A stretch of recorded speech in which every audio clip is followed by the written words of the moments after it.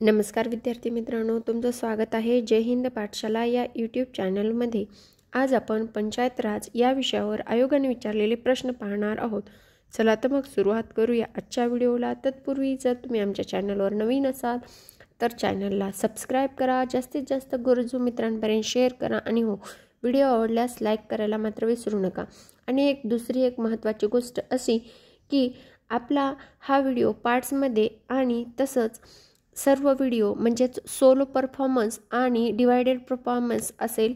तर जर तुम्हाला छोटे छोटे पार्ट्स आवडतील तर छोटे छोटे पार्ट्स बघा आणि पूर्ण व्हिडिओ एकसाथ पाहायचा असेल तर पूर्ण व्हिडिओ एकसाथ पहा। आजचा पहिला प्रश्न आहे, स्थानिक स्वराज्य संस्थांचे अस्तित्व हे डॅश डॅश यावर अवलंबून आहे।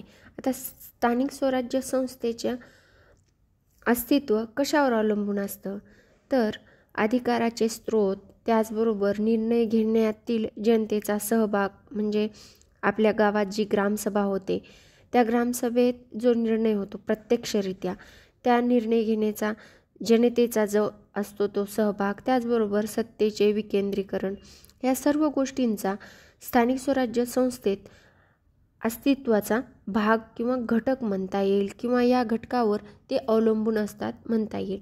म्हणजेच काय तर या प्रश्नाचं उत्तर आहे पर्याय क्रमांक 4, स्थानिक स्वराज्य संस्थांचे अस्तित्व हे अधिकाराचे विकेंद्रीकरण, सत्तेचे विकेंद्रीकरण, त्याचबरोबर निर्णय प्रक्रियेतील जनतेचा सहभाग या घटकांवर अवलंबून असतात। म्हणजे या प्रश्नाचं उत्तर आहे पर्याय क्रमांक 4 वरीलपैकी सर्व। यानंतर प्रश्न क्रमांक 2, रॉयल कमिशन 1909च्या विकेंद्रीकरणाचा अहवाल खालीलपैकी कोणते विधान बरोबर आहे तर एक आहे, जिल्ह्याचे ग्रामक्षेत्र हे 4430 चौरस मैल हे बरोबर आहे।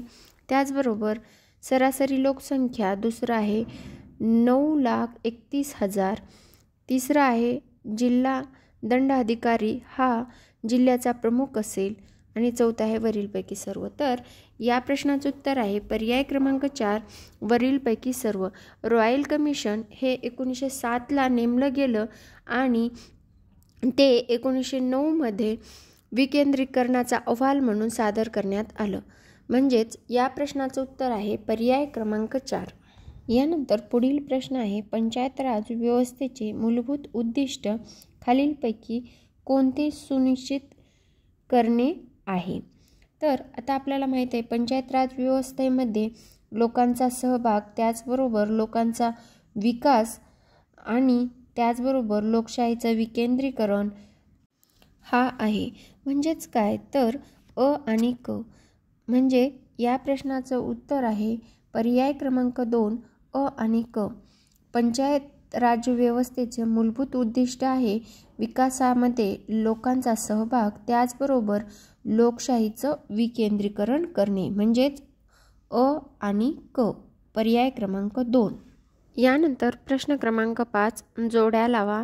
या मध्ययुगीन काळातील पंचायत राजचे एकीकडे नाव दिलेत आणि दुसरीकडे त्याचा मुखियाला काय म्हणतात हे दिलेलं आहे।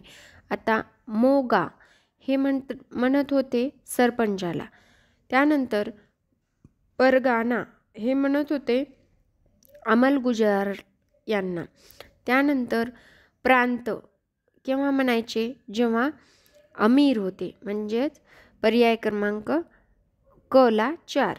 त्यानंतर शिका म्हणजेच काय तर शिकदार।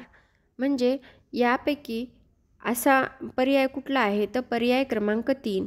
मेघाला 2 सरपंच, परगानाला 3 अंमलगुजार आणि प्रांतला 4 अमीर आणि शिकला शिकदार 1। म्हणजेच पर्याय क्रमांक 3 या प्रश्नाचं उत्तर आहे। यानंतर प्रश्न क्रमांक 6, योग्य कथने ओळखा। अ आहे, पंडित नेहरूंनी म्हटले होते की पंचायतीचे अधिकार अधिकतम जनतेसाठी आहे उत्तम, तर हे चुकीचं आहे। त्यानंतर ब आहे, 1948 मध्ये घटक राज्यांच्या स्थानिक स्वराज्य संस्थेच्या मंत्र्यांची राजकुमारी अमृता कौर यांच्या अध्यक्षतेखाली सर्वप्रथम बैठक झाली होती.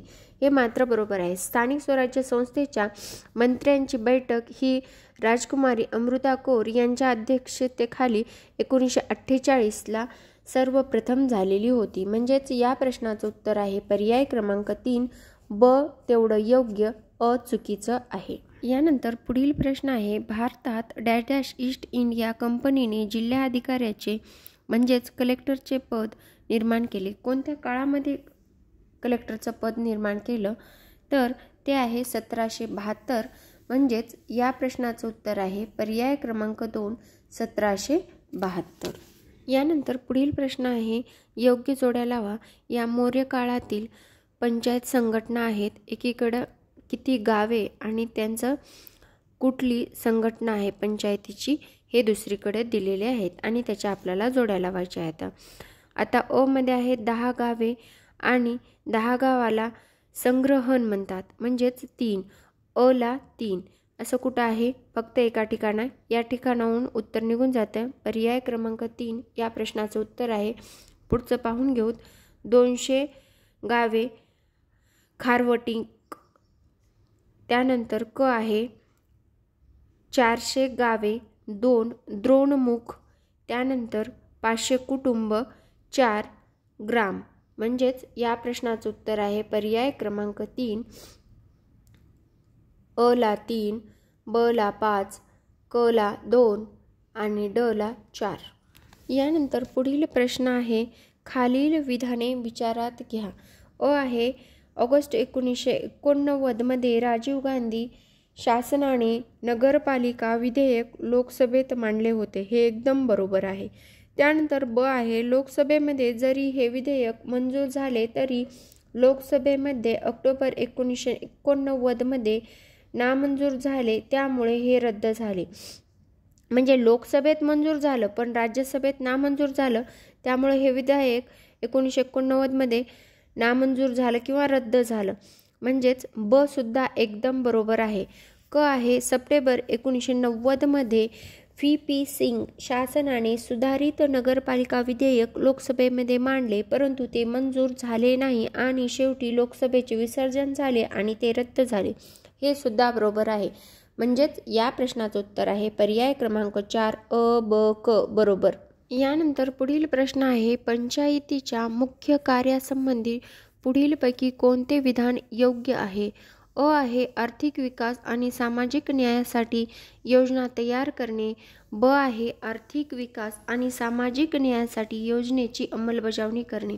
हे साधं आणि सरळ सोपं उत्तर आहे. दोन्हीच्या दोन्ही वाक्य बरोबर आहेत. कारण आर्थिक विकास आणि सामाजिक न्याय म्हणजेच काय तर विकास पण झाला पाहिजे आणि तळागाळातील म्हणजे एक जी विषम श्रीमंत आणि गरीब अशी दरी आहे ती पण मिटली पाहिजे. त्याचबरोबर आर्थिक विकास साधत असताना सामाजिक न्यायासाठी योजना तयार केली म्हणजे गरिबी कमी होईल आणि त्याची अंमलबजावणी केली तर विकास होईल. म्हणजेच ही दोन्हीच्या विधाने एकदम बरोबर आहे. म्हणजेच या प्रश्नाचं उत्तर आहे पर्याय क्रमांक 3 दोन्हीही योग्य.